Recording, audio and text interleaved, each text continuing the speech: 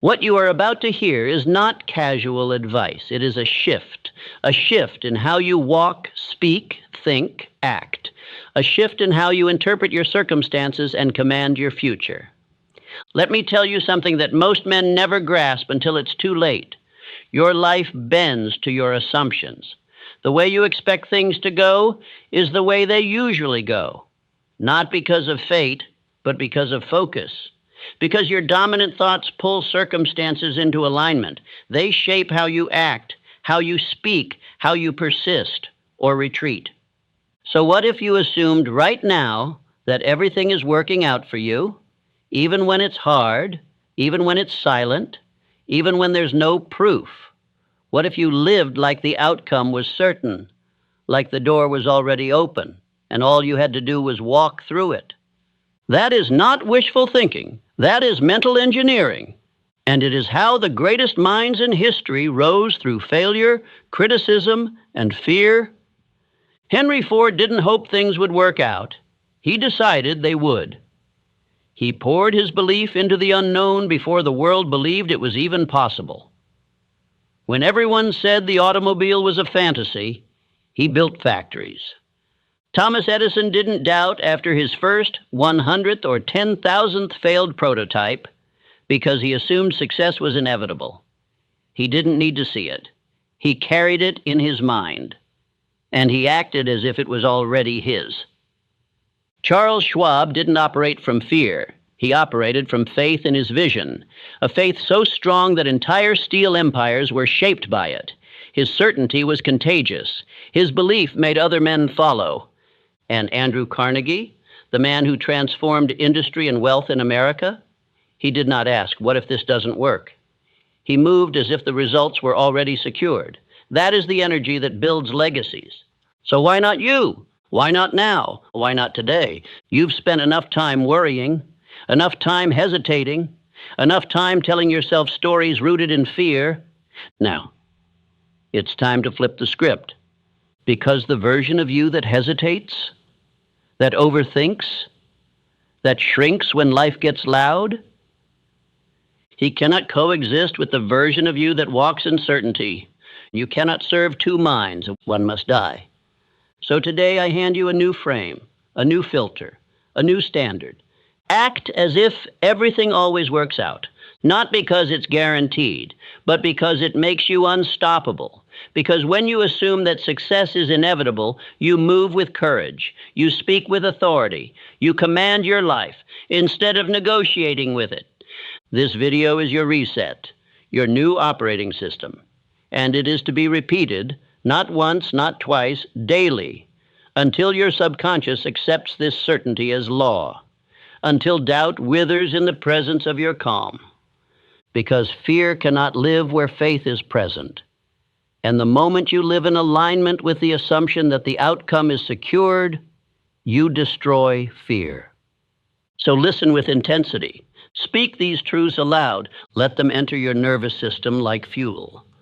Because what we do next is not motivation, and it is reprogramming. And by the end of this hour, you will not think the same, and you will not move the same, and you will not be the same. Let's begin. Let's start with a question that has the power to rewrite your entire life. What if it all works out? Not just the small things, not just the comfortable outcomes, but all of it. The setbacks, the delays, the pain, the silence, the detours, the moments where nothing made sense. What if all of it, every piece of the struggle, is building the exact version of you required for the dream you've been asking for? Most people don't live in that possibility. They live in worry. They wake up bracing for failure.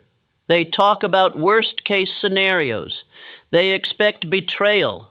They wait for the bottom to fall out, even when life is rising. And because of that expectation, they unconsciously direct their energy toward what they fear instead of what they want. But there's another way to live, a way that doesn't require hype, a way that doesn't demand perfection, a way that simply asks one thing from you: to believe before you see. Because here's the truth. Belief isn't a reaction. Belief is a choice. And that choice directs the energy of your mind. The subconscious does not argue with you. It accepts what you feed it, and then it builds around that assumption. If you say things never work for me, your subconscious says understood, and it begins filtering your world through that lens. That's what you start to notice. That's what you start to expect. That's what you attract. Not because of magic, but because you stopped looking for anything else. Now imagine the opposite.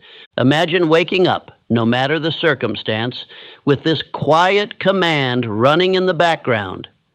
Everything is working out for me. Even if you're broke, even if you've been betrayed, even if the path isn't clear yet, you still move like it's happening. You still execute like the doors are already opening. You still build like the foundation is solid. That belief alone, practiced daily, would rewire your entire life, because when you assume things are working in your favor, you become calmer under pressure. You become more patient in the waiting. You move with power even when the evidence isn't there yet. This isn't delusion.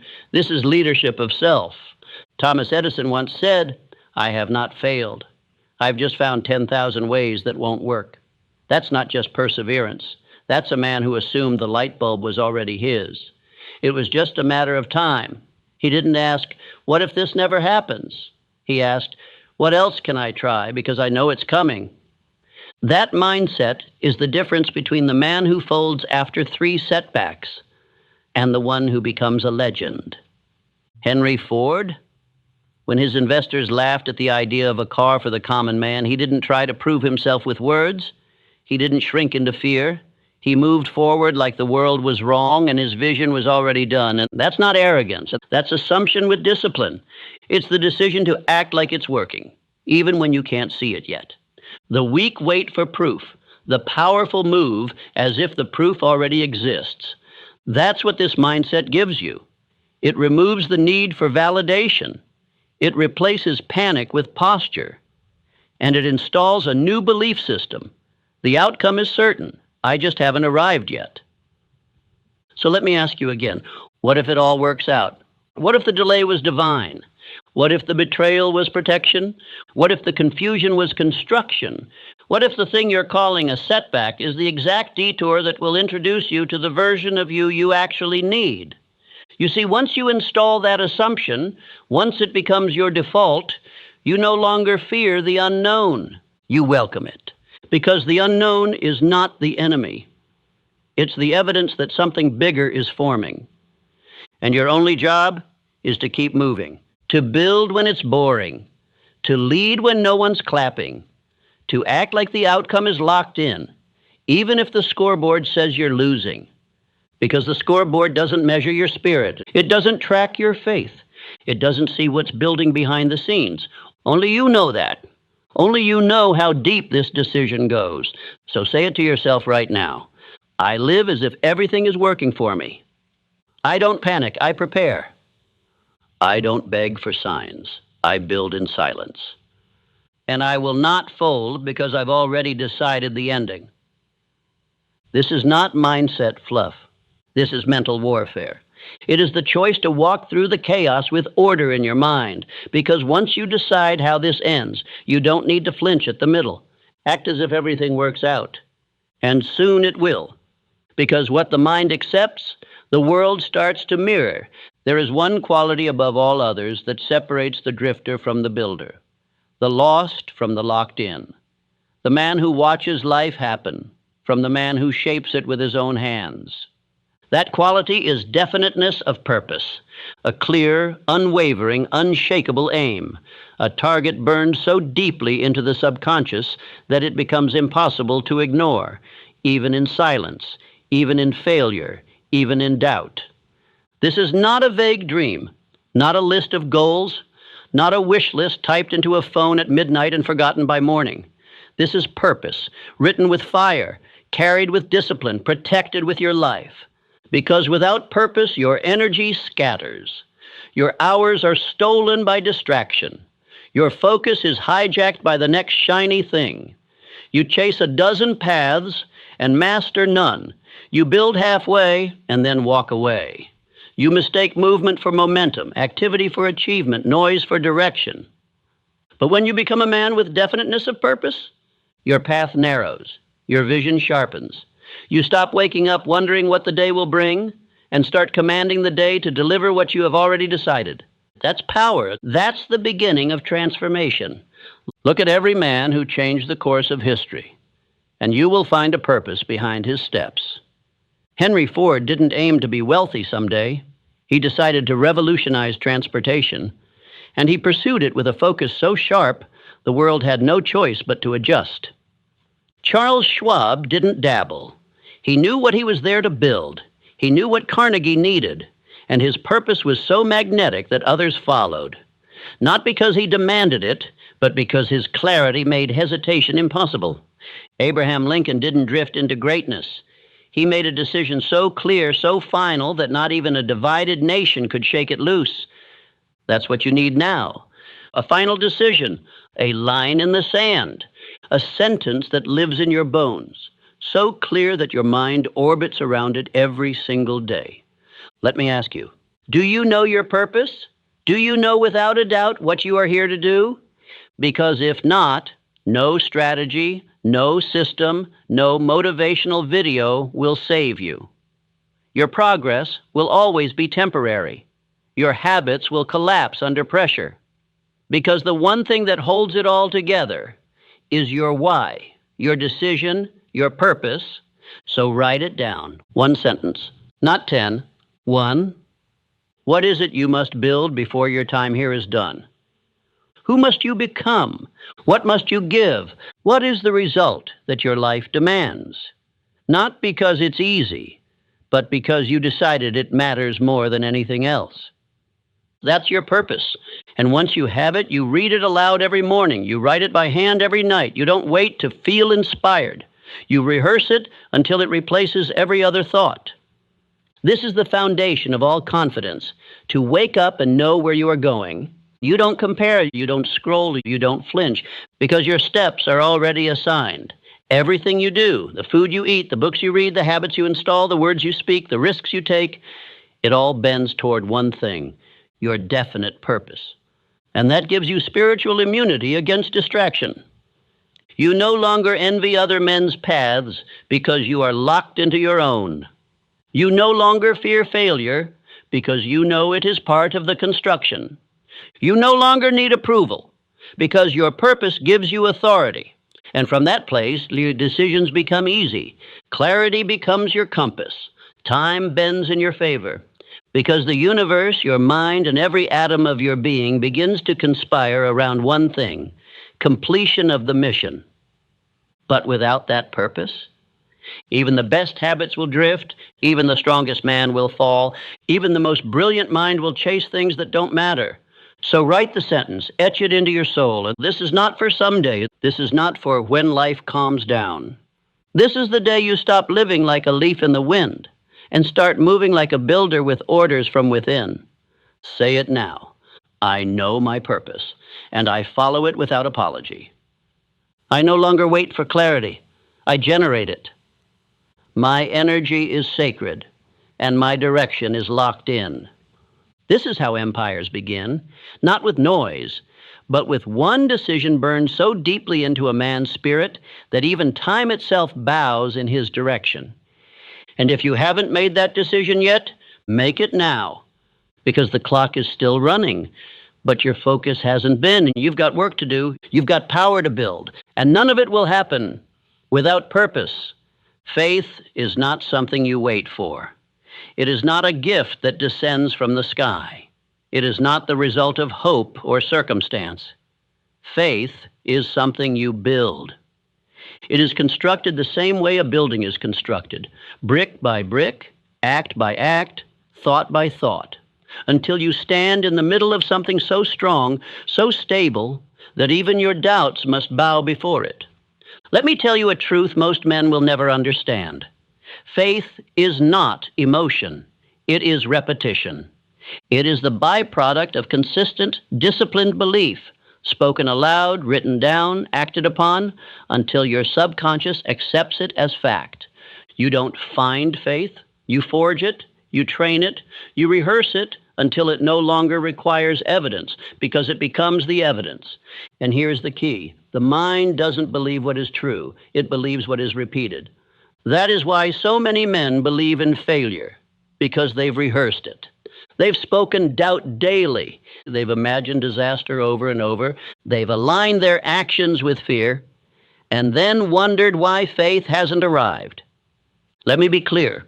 You cannot rehearse weakness and expect strength to show up. You cannot marinate in hesitation and expect certainty to grow. Faith, like muscle, is earned through resistance. It is built by applying pressure to your comfort, and every time you follow through, especially when it's hard, you earn more of it. That is why autosuggestion is not a game. It is the gateway. It is the act of deliberately feeding the mind the identity you have chosen, not the one you were given, not the one they labeled you with, the one you designed. That's why I don't tell you to casually watch a video and hope it changes you. I tell you to repeat it, to study it, to speak it back. Because when you do, when you make those words louder than the doubt, something extraordinary happens. You start to believe yourself. That is the root of all personal power. To know that when you speak, your subconscious listens. So you begin each day with command, not confusion. You wake up and speak the script of the man you are becoming, not just because it sounds good, but because you know it is writing new grooves in your mind. And those grooves will become the path your feet walk. Thomas Edison did not succeed because he felt inspired. He succeeded because his faith in the outcome was greater than any single failure. 10,000 times he tried. 10,000 times he found a way that didn't work, but he never called them failures because his faith was anchored. He had already seen the light before the world did. And every act of effort, every moment of fatigue, every time he reset his tools and started again was another layer of belief. John D. Rockefeller didn't rise by luck. He trained his thinking like a man trains for war. He believed in systems, in structure, in certainty. And that certainty came not from chaos, but from mental rehearsal. He built wealth in his mind before he ever built it in the world. You must do the same, and you must see yourself follow through. You must imagine yourself moving with power. You must speak to yourself like a general giving orders to a loyal army, with calm, with clarity, with conviction. Because your subconscious mind is listening. It is always listening. And every word you whisper, every phrase you repeat is either building faith or breaking it. So let me ask you, are you speaking power or poison? Are you reinforcing courage or conditioning cowardice? Are you using your words to lift yourself or lower yourself? Because what you repeat becomes real. Faith is not loud. It is not flashy. It does not beg for attention. Faith is silent, grounded, steady. It is built in the dark. It is built when you show up despite your feelings. It is built when you say, I will, and follow through without applause. It is built when no one is looking, and you move anyway. That's how Abraham Lincoln led a nation through fire. He wasn't the most popular. He wasn't the loudest. But he believed in the vision so deeply, so completely, that no critic could shake it loose. And when faith becomes unshakable, action becomes automatic. You no longer try to rise, you do. You no longer wonder if you're ready, you move. And your results begin to multiply, not by chance, but by design. So here's your instruction. Write your chief aim.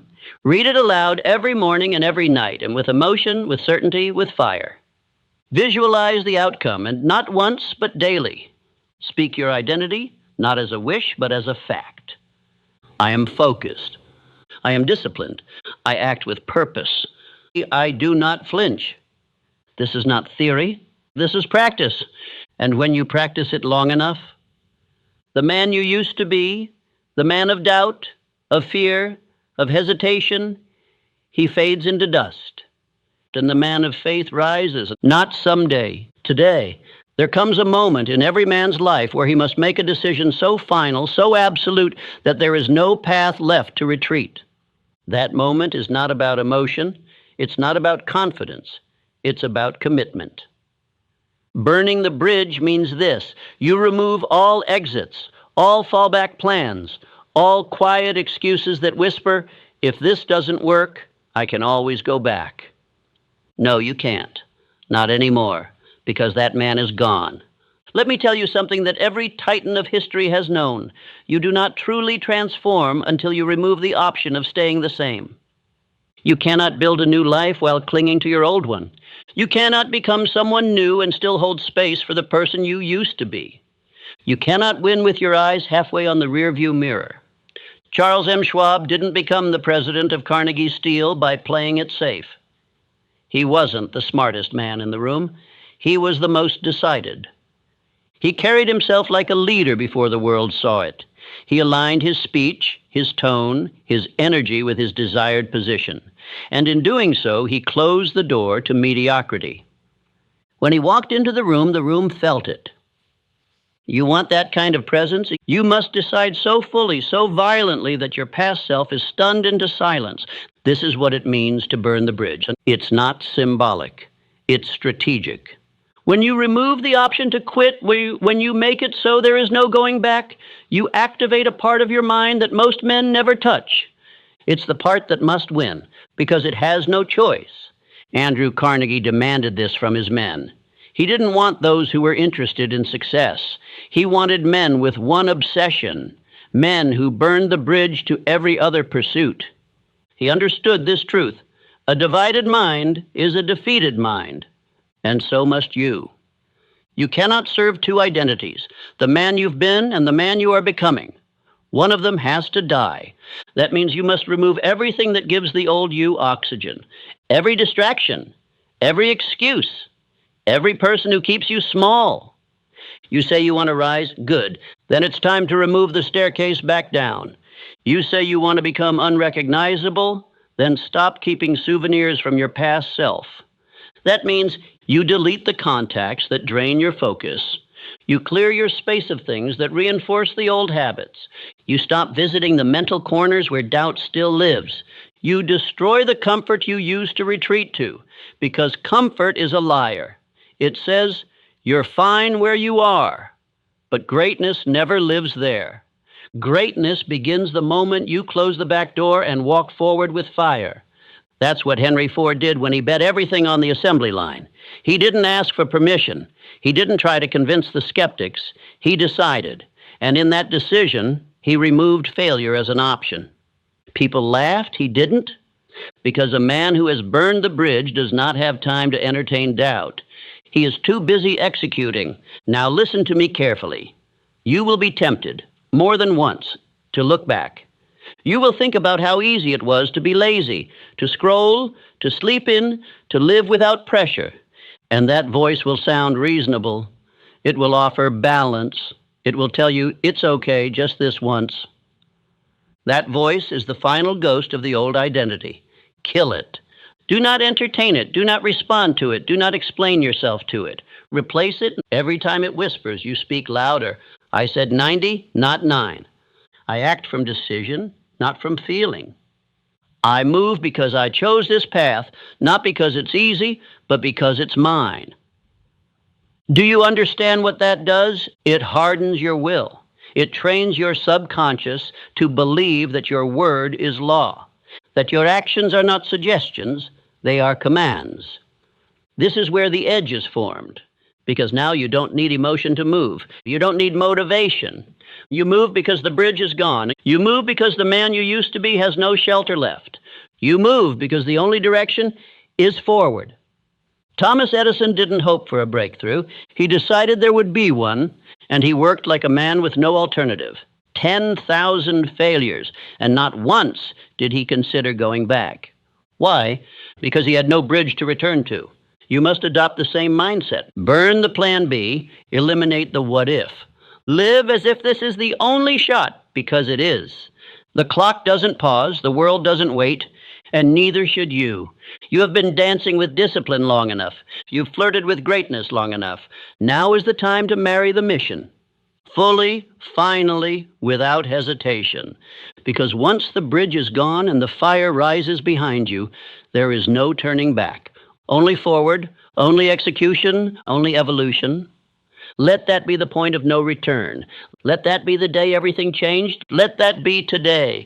No man rises alone. No man becomes powerful by staying in isolation. While discipline is forged in solitude, acceleration is born in alignment. There is a force more powerful than willpower, more potent than skill or ambition. It is the power of the mastermind, and it begins with this truth. You become like the minds you consistently align with. Your thoughts are shaped by your circle. Your energy is influenced by your environment. Your identity is forged in the company you keep. You may believe you're strong enough to carry your mission alone, but look around. Truly look. Who do you share your time with? Who do you allow to shape your vision? Who do you speak to most? Because those voices are either building you or breaking you.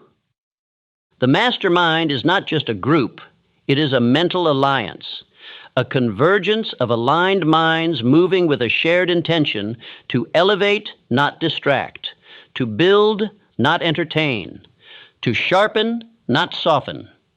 You must seek this, or you must build it. That means find men who speak with clarity, who move with purpose, who understand what silence means, who don't need to be reminded of the mission because they live it. When you connect your mind to others moving with the same fire, something miraculous happens. You become faster, stronger, more focused. You multiply your energy. You collapse timelines. You begin to unlock ideas you never would have seen on your own because the mastermind brings perspective. This is not theory. This is the same strategy used by the greatest builders of history. Henry Ford did not build his empire in a vacuum. He surrounded himself with thinkers, engineers, and men of unshakable belief. They didn't always agree, but they aligned. They pushed. They challenged each other into higher forms of execution. Thomas Edison had a mental network of collaboration, not noise. Ideas passed between minds, each one sharpened through shared obsession. Andrew Carnegie, one of the wealthiest minds ever to live, attributed his fortune not to luck, not to capital, but to the power of the mastermind, to having one goal reinforced by many minds united in purpose. Charles M. Schwab, too, rose because he sought alignment with the highest vision and made it his daily environment. The mastermind does not happen by accident. It is created carefully, deliberately. But let's be clear, not everyone around you qualifies. A mastermind does not include people who speak with doubt, people who gossip, people who chase comfort, people who mock discipline, people who wait for permission to move. You must remove them from your mental atmosphere immediately, because a single weak mind in your circle can dilute the fire you're building. Protecting your energy is not arrogance, it is strategy. If a man does not feed your vision, he bleeds it. If he does not mirror your commitment, he distracts you from it. If he cannot see the future you are building, he has no place in its foundation. Let me give you a rule. If you wouldn't trade places with their life, don't take advice from their voice. You are not obligated to carry the weight of others' confusion. You are here to build something different, sharper, clearer, higher. So what do? You form your mastermind by choice. Start with one aligned mind, one voice that sharpens you, one man who speaks clarity over chaos, then another and another, until your circle becomes a system, a structure, a support so tight, so aligned that failure becomes difficult. Meet weekly, speak with purpose, share goals, hold each other to higher standards, eliminate the soft language. Maybe, someday, I'll try. Replace it with declarations, with accountability, with fire. And if you cannot find this circle yet, be it. Be the standard. Speak with authority. Move with conviction. Others will feel it, and they will rise to meet you or fall away. Do not chase approval. Do not try to convert those who are committed to drifting. Just build. Just move. Just live aligned, and those meant to walk with you will appear. This is not about community for the sake of comfort. It is about alignment for the sake of power. Because when a mind as sharp as yours joins with another of equal fire, the laws of success begin to bend. The path gets clearer, the results get faster, the noise gets quieter. This is the hidden power of the master mind, the power to multiply your mission. So make your decision now. Who do I need to align with? Who do I need to release? And who do I need to become to attract the minds I want around me? Then begin. One aligned conversation can change your life. And one weak one can steal it. Choose wisely. Before the action, before the money, before the momentum, and there must be belief, because no man ever accomplished anything of greatness without first seeing it in his mind. You must believe long before the world gives you permission, long before the world applauds, long before the evidence shows up. That is the true test. Can you act as if it's already real while it's still invisible? This is what separates the few who rise from the many who quit. Understand this. Faith is not a luxury. It's not an optional mindset reserved for the optimistic. Faith is a requirement, the foundation, the beginning of all transformation. You may think you need clarity to begin. You don't. You may think you need resources, motivation, support. You don't. What you need, which is a decision backed by belief, the kind of belief that is felt in your chest, that moves your feet, that speaks louder than doubt, even when your voice shakes. Abraham Lincoln did not know how the war would end. He didn't have certainty in strategy, but he had faith in principle, faith that freedom must win, even if the road cost everything. Henry Ford had no map, no market, no approval, but he believed so deeply in his vision that the world eventually bent to his certainty.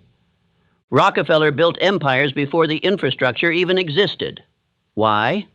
Because in his mind, it was already done. Edison, Carnegie, Schwab, none of them waited for evidence before they believed. They created the evidence by acting in advance of it. That is what faith does. It precedes the results. But fear does the opposite. Fear says, I'll wait until I see proof. Faith says, I'll move and then make the proof appear. Which voice do you obey? Fear waits. Fear scrolls. Fear calculates every risk and forgets every reward. Faith builds. Faith acts. Faith believes and moves anyway.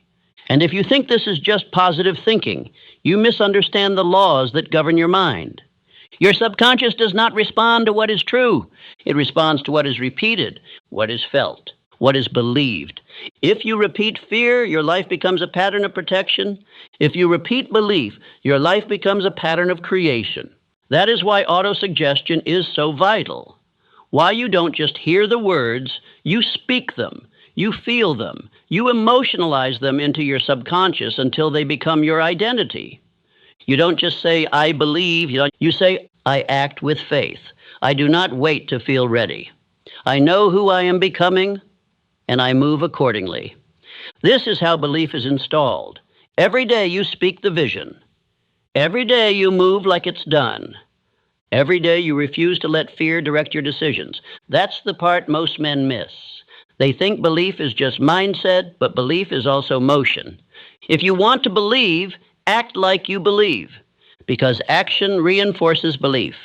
Each time you follow through without evidence, each time you show up when it's hard, each time you keep your word in private, you build a new identity, an identity that says, I don't need proof. I am the proof. Let me give you a law. Belief precedes performance. You will never outperform the image you hold of yourself. So the question is not, can I do it? The question is, what am I rehearsing? What am I telling myself daily in silence? What identity am I speaking into existence or avoiding out of fear? Because the world doesn't respond to potential. It responds to certainty. Certainty in your voice, certainty in your movement, certainty in your presence. You cannot fake that. It must be forged. And you forge it through daily rehearsal, through repetition of belief in the absence of proof. Every morning, Speak your vision. Every evening, reflect on your actions. Every hour, refuse to betray the man you said you're becoming, and watch what happens. The fear doesn't vanish, but your faith gets louder. The doubt doesn't disappear, but your decisions override it, until eventually your belief becomes undeniable. And so do you. This is not mysticism. This is not fantasy. This is the reality of how every empire begins, with an invisible vision, believed in so deeply, repeated so often, acted on so boldly, that the world has no choice but to see it too. So choose your belief now. Choose what you'll repeat, because you are always programming your mind. The only question is, with what? Let your faith become your foundation, and let your daily actions as prove it. If there is one trait that separates the builders of history from the men who remain in hesitation their entire lives, it is decisiveness. The ability to choose and never retreat. You do not drift your way into greatness. You decide your way there. One decision, repeated without apology, becomes the dividing line between those who make history and those who only watch it unfold. Let this be understood. Indecision is the breeding ground of fear. And the longer you wait to choose, the louder the doubt becomes. A man who delays decays.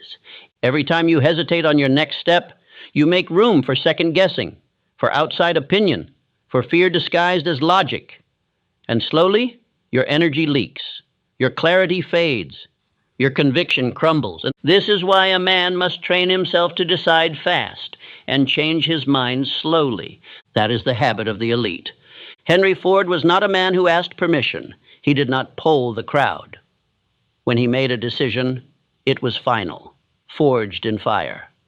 Even when his own engineers told him that an 8-cylinder engine in one block was impossible, he told them, "Build it anyway."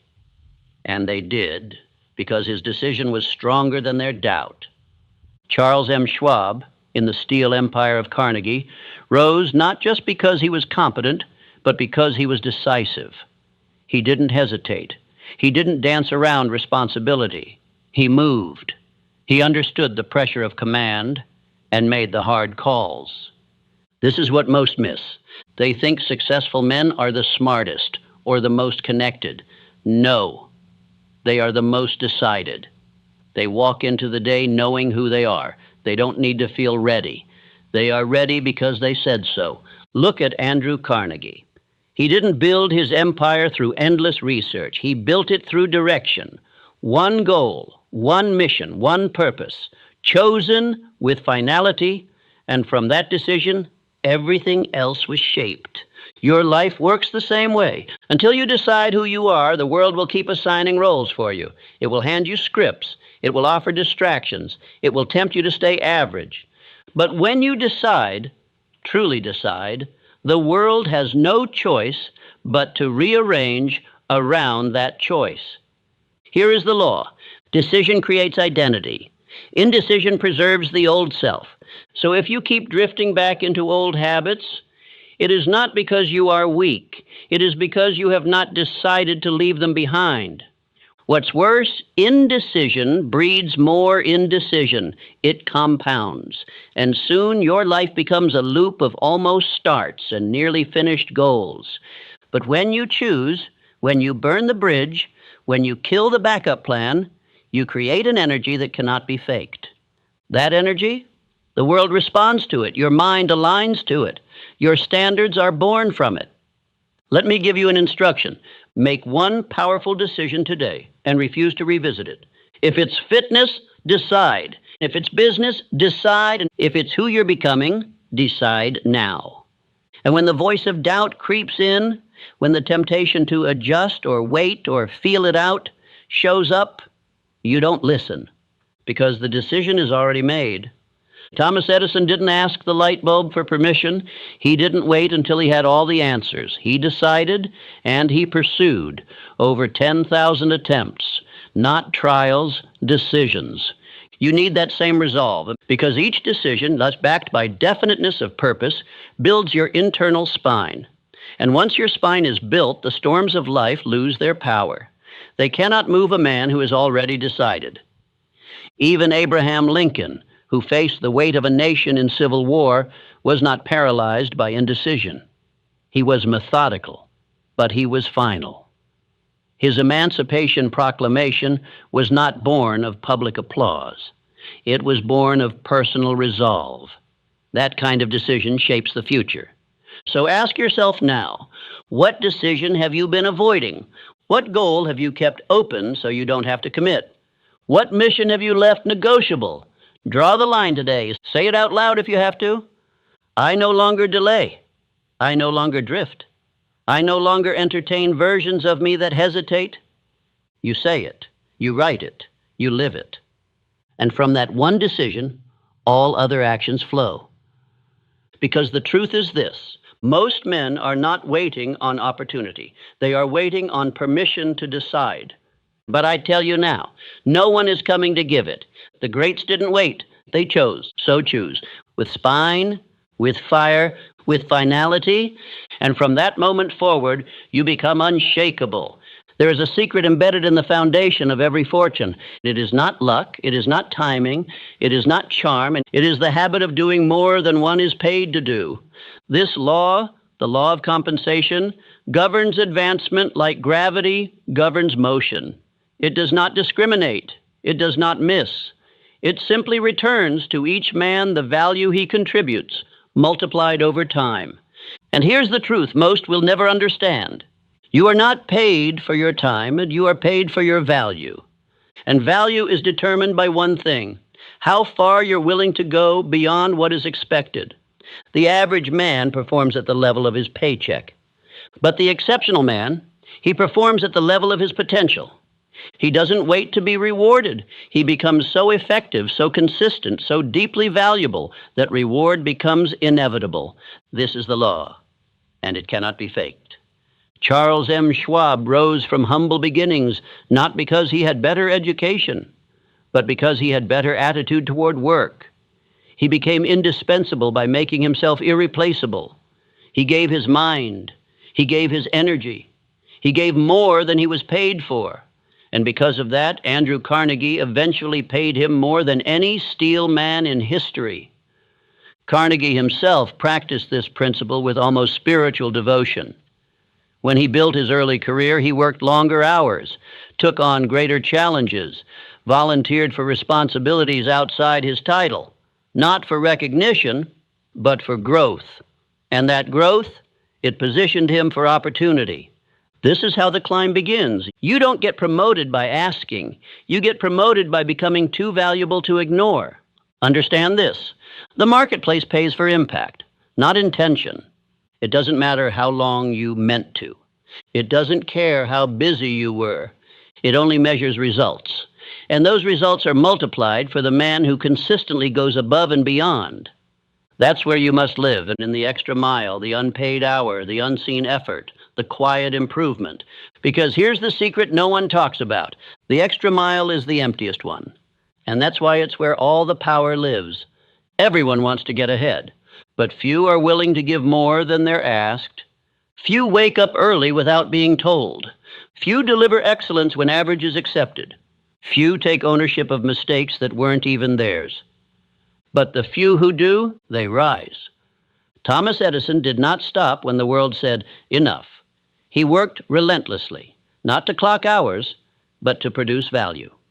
Over 1,000 patents, invention after invention. Why?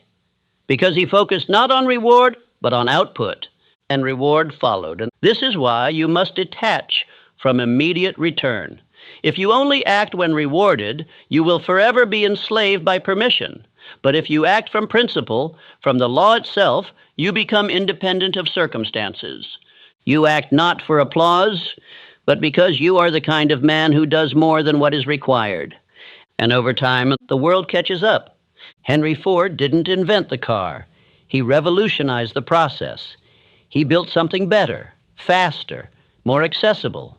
He didn't stop at good enough. He pushed boundaries. He over-delivered. And because of that, the market followed him. Success is not reserved for the lucky. It is earned by the man who outserves, outimproves, and outlasts. That is what you must install. not just in business, but in your home, in your discipline, in your mission.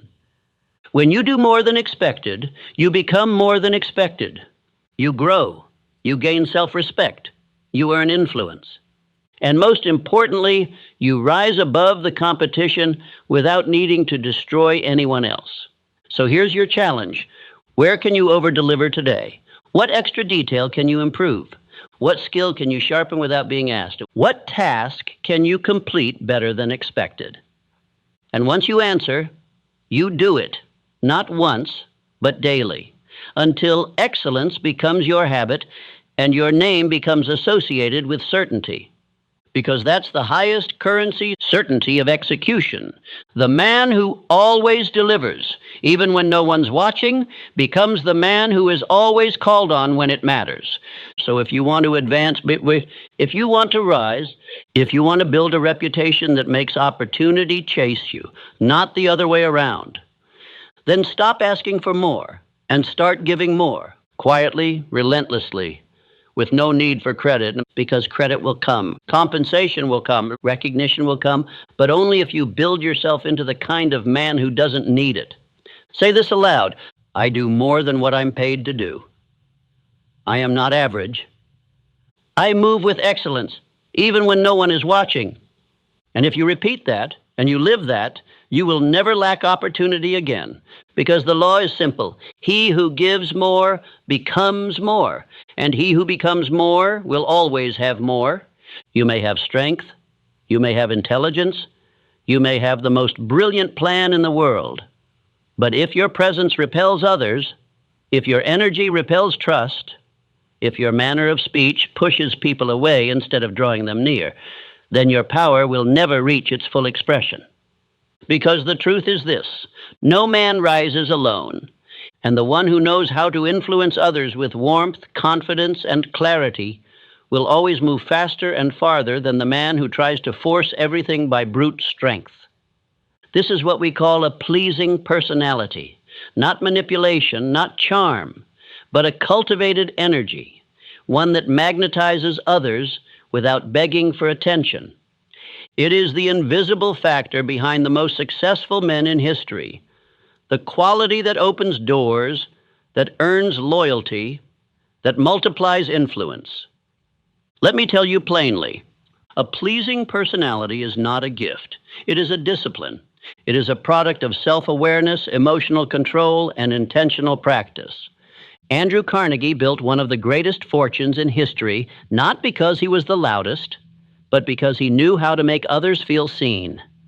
He listened more than he spoke. He praised more than he criticized. He mastered the art of influence, not through domination, but through presence. And that presence made others want to work with him. It drew power toward him. Charles M. Schwab was famous for this. Though not a technical genius, he became president of U.S. Steel because of how he made people feel. He smiled often. He remembered names. He made others feel important. And through that, he got the best out of his team without ever raising his voice. Because power isn't just force. Power is the ability to move others willingly. You must understand this. A pleasing personality isn't about being fake. It's not about being soft. It's about refining yourself into someone whose presence communicates, this man is worth trusting. This man is worth following. And that doesn't mean becoming a performer. It means mastering these quiet disciplines. Tone of voice. Speak with conviction, not hesitation. Facial expression. A calm, confident presence speaks before you say a word. Genuine interest. People remember how you made them feel. Ask real questions. Listen deeply. Optimism. A pleasing personality does not dwell in negativity. It uplifts. It radiates certainty. The world is full of loud, bitter, argumentative men trying to prove themselves. But the man with a pleasing personality, he doesn't argue, he doesn't shout, he doesn't over-explain. He influences, he persuades. He builds bridges where others burn them. Thomas Edison worked with teams of brilliant minds. And though he was intensely driven, he understood the value of collaboration, of creating a magnetic environment that made others want to contribute. His laboratories weren't just centers of invention, they were environments charged with positive expectancy. That's what a pleasing personality creates. Movement without resistance. Now let's make it practical. If you want to be powerful, you must become likable. Not because you seek approval, but because you understand this law. People move faster for men they admire. When you speak with respect, others give you respect. When you walk with presence, others feel it before you speak. When you remove the need to prove, you gain the ability to persuade. And persuasion moves mountains. Ask yourself, do people feel stronger after speaking with me? Do I make others feel valued, not by flattery, but by attention? Do I carry myself with calm authority or chaotic energy? Because here's the bottom line. The most powerful man in the room is not the one who talks the most, but the one others listen to when he finally speaks. Abraham Lincoln is remembered as one of the greatest presidents, not because he dominated others, but because he combined firmness with humility. He communicated with simplicity, with clarity, with presence. Even in the darkest times, he radiated a pleasing personality that gave the people confidence. Henry Ford, for all his brilliance, knew the importance of harmony. He didn't surround himself with yes men, but he valued those who could communicate ideas with calm, strength, and direction. He was not polished in speech, but he was consistent in presence, and consistency creates trust. That's the essence of a pleasing personality. You don't chase attention, you command it through character. So here's your challenge. Speak less, and when you do, speak with intention. Smile more, not as a mask, but as a message. I am in command of my energy. Move slowly, speak clearly, make others feel seen, and most of all, live your life in such a way that your presence makes others want to be better. Because that's the highest form of influence, the man who uplifts everyone around him without effort, simply by being who he is. Repeat this daily. My presence is calm, powerful, and persuasive. I make others feel seen, heard, and understood. I do not argue, I influence. And over time, that energy becomes magnetic. The world starts leaning toward you, not because you shouted, but because you built yourself into a man worth following. There is a law, one so powerful, so consistent, that those who live by it are destined to rise, and those who violate it are sentenced to mediocrity. It is not written in stone. It is not taught in schools. It is rarely mentioned in conversations about success. And yet, every successful man I've ever known obeyed this law like it was scripture. It is the law of increasing returns. The man who does more than he is paid for will soon be paid for more than he does. Let that echo. Because it is not a motivational phrase, but it is an economic truth, a spiritual truth, a universal truth. The average man says, I'll give more when I get more. But the builder, the man who commands his life, says, I'll give more now, and let the rewards find me later. And they always do. Look at Andrew Carnegie. He began as a poor boy in a telegraph office. He wasn't asked to learn how to read and write Morse code fluently. He wasn't required to memorize rail routes, but he did. He went beyond the role, beyond the instruction, beyond the bare minimum. And what happened? The people in power noticed, not instantly, but inevitably. And from that small post, he rose to become one of the richest men in the world. How? He gave value first, without asking, without keeping score, without demand. The man who goes the extra mile makes himself irreplaceable, because while others perform the duty, he delivers the result. While others ask, what am I owed? He asks, what else can I give? You must understand, life does not pay you based on the clock. It pays you based on value. Your time means nothing if it produces little. But your effort, your initiative, your refusal to cut corners or wait for reward, that makes you unstoppable. Thomas Edison knew this well. His work ethic was legendary. Thousands of failed experiments, sleepless nights, years of obsessive experimentation. He didn't demand guarantees. He gave everything first. and only after results were produced, the world handed him its rewards. Now let me ask you, are you doing the minimum? Are you only rising when someone's watching? Are you only moving when it's convenient?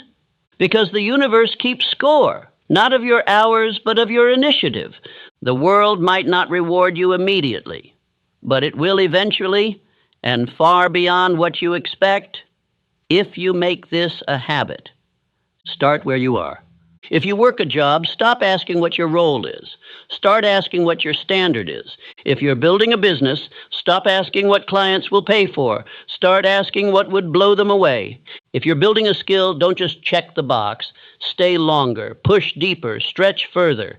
Because every time you exceed the expectation, every time you cross the invisible line of enough and keep going, you separate yourself from the pack. You become unforgettable. You become trusted. You become indispensable. Let me remind you, Charles M. Schwab wasn't promoted for doing his job. He was promoted because he multiplied value. He encouraged others. He pushed teams. He asked what else could be done. He went above. Not for attention, but because it was who he was. That's what you must become. The man who gives more than is asked, more than is expected, more than is required. And the key? Do it when no one sees it. Do it when no one claps. Do it until it's your identity, because that identity becomes a magnet for opportunity. Henry Ford built an empire not just because of what he knew, but because he demanded more from himself and from others. Faster production, smarter engineering, better value for the customer. He always asked, how can we give more? And as a result, he received more than any man in his field. But remember, it started small. Every great leap begins with invisible effort, so begin today. Ask yourself, where am I meeting the minimum? Where can I exceed the standard? Where can I act not like an employee, not like a worker, but like an owner? And once you find that answer, live it. You'll feel resistance. Others will mock you. They'll say you're working too hard, caring too much, doing too much for nothing. But the rewards of going the extra mile are never immediate. They are delayed, but multiplied. They come in the form of respect, of trust, of opportunity, of leadership, and eventually of wealth. Say this daily. I do not ask what I'm owed, I ask what I can give. I exceed expectations as a way of life. I am the man who goes the extra mile, because that's where greatness begins. And let those words take root, because the man who lives by them, he never stays at the bottom for long. Let me tell you something you already know, but may not have accepted. Watching this once is not enough. You cannot rewire your entire system in a single sitting. You cannot kill a decade of fear with one round of motivation. You cannot erase the old programming with inspiration alone, because your subconscious mind does not respond to one-time information. It responds to repetition. To imprint a new belief, you must burn it in again and again until it becomes more familiar than your doubts. So let this truth echo through your mind. Repetition is the language of the subconscious, and the strongest loop always wins. If your old loop is, I'm not good enough, it will dominate until a stronger one replaces it. If the dominant signal in your life is hesitation, that will become your identity.